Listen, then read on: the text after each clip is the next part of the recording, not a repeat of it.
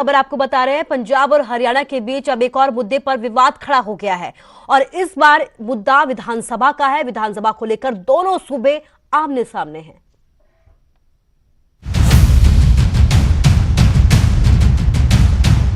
पहले चंडीगढ़ का विवाद और अब चंडीगढ़ में बढ़ती विधानसभा का विवाद। हरियाणा ने विधानसभा की जगह में और हिस्सेदारी मांगकर नए विवाद को जन्म दे दिया है। हरियाणा के स्पीकर ने पंजाब के स्पीकर को चिट्ठी लिखकर मांग की कि विधानसभा में उनको और भी जगह दी जाए, जिस पर पंजाब के विधानसभा के स्पीकर राणा केपी सिंह ने स्पष्ट इनकार कर दिया। राणा केपी ने दावा किया कि हरियाणा को विधानसभा की बिल्डिंग में से 1 इंच और जगह नहीं दी जाएगी, क्योंकि हमारे पास तो खुद जगह की कमी है। नहीं, वो चिट्ठी जो जी असी एग्जामिन की है वो हरियाणा ते पंजाब के अफसर ने इकट्ठे होकर की है, तो इकट्ठे होकर की उन्होंने इतलाह हो चुकी है कि उन्होंने 1 इंच जगह नहीं बनती, इस करके पंजाब 1 इंच भी जगह नहीं देगा।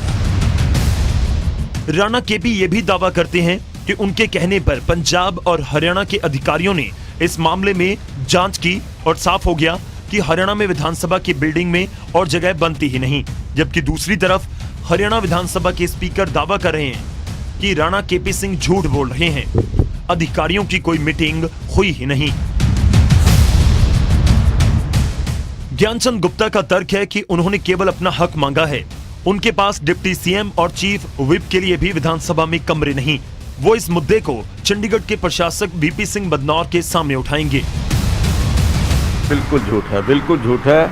आज तक एक भी मीटिंग पंजाब और हरियाणा के अधिकारियों की इस मामले को लेकर के नहीं हुई। हमने पत्र भी लिखा, उनसे टेलीफोन करके बात करने की कोशिश की, लेकिन उनकी तरफ से कोई जवाब नहीं आया।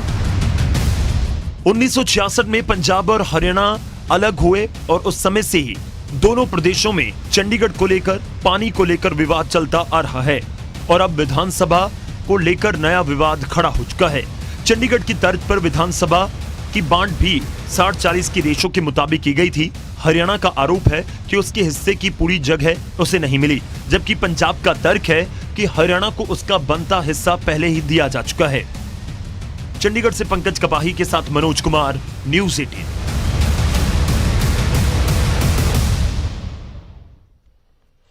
हरियाणा में कोरोना वायरस के बढ़ते मामलों के बीच राज्य सरकार ने दिल्ली से लगते जिलों के बॉर्डर को सील करने का फैसला किया है। हरियाणा सरकार के इस फैसले का असर भी अब वहां पर शुरू हो गया है।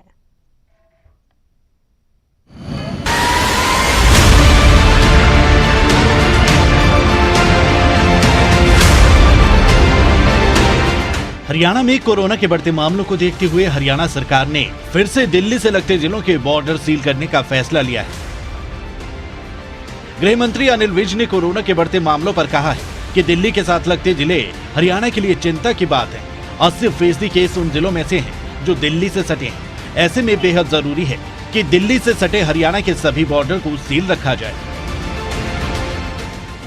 दिल्ली से जुड़े हुए इलाकों में जो कोरोना के मरीज हैं उनकी संख्या लगातार बढ़ती जा रही है।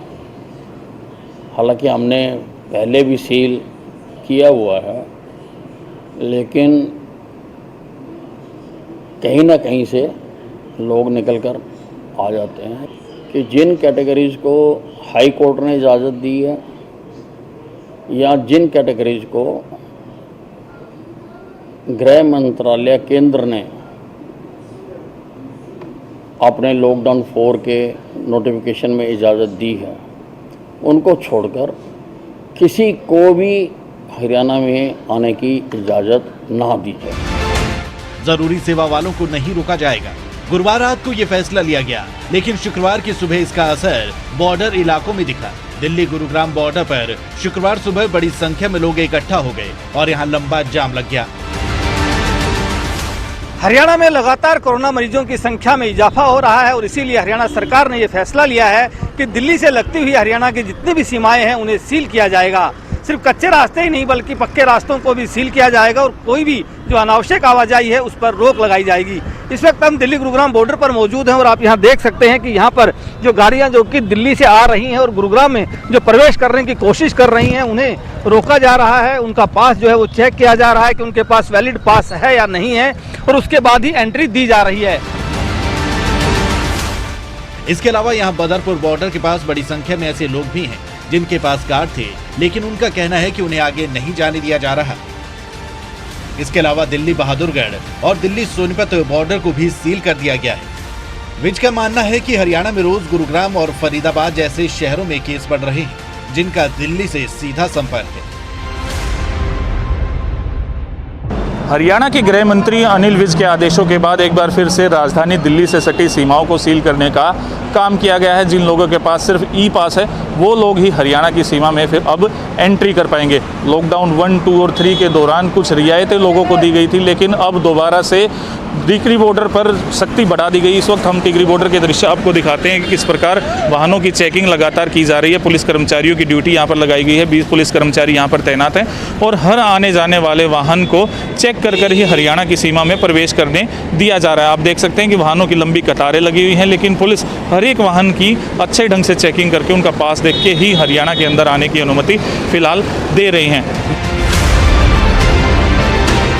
बता दें कि इससे पहले भी हरियाणा ने बॉर्डर को सील किया था, हालांकि बाद में खोल दिया गया था। लॉकडाउन 4 में केंद्र सरकार ने एक राज्य से दूसरे राज्य के सफर को अनुमति दी थी, लेकिन इसके लिए दोनों राज्यों की सहमति जरूरी थी।